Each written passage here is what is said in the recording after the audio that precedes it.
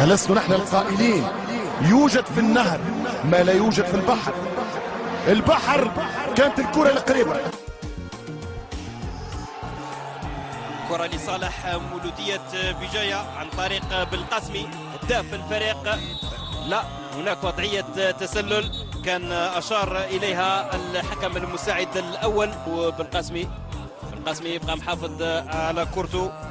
التسديدة وسهلة الكرة بالنسبة تكون طويلة مباشرة في القائمة الثاني. ممتازة هذه الكرة والحارس في المكان المناسب. كانت تسير إلى غاية الآن بعد مرور 24 دقيقة. كرة ملعوبة بشكل جيد. الدفاع يبعد الكرة. تبقى دائما الكرة في منطقة العمليات والحكم ثم بن علي يحاول التوزيع. بن علي توزيعة ممتازة من هناك والحارس علوي دائما يعتمد في لعبه على الهجمات المرتدة. تسديدة من يوسف خوجة، كرة أرضية. شوف هنا كادت أن تغالط الحارس من سليف علي، كادت أن تكلف مولودية بجاية لقطة الهدف الأول.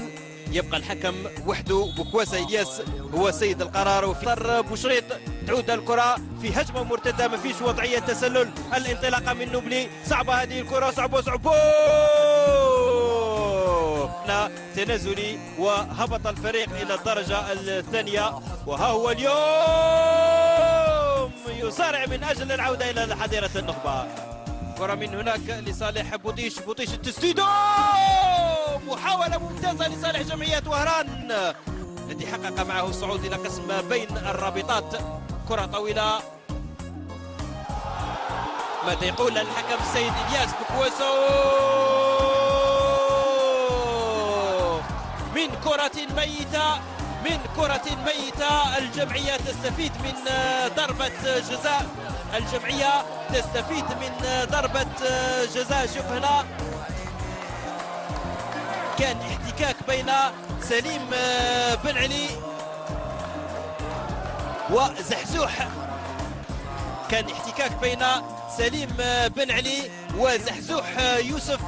الحكم المساعد الأول عبان عادل. شوف هنا، شوف الكرة هنا بالعرض البطيء. كان لمس القدم. بوطيش امام الحارس بن شريف علي جمعية وهران. بوطيش بوطيش بوطيش يفتتح مجال التهديف.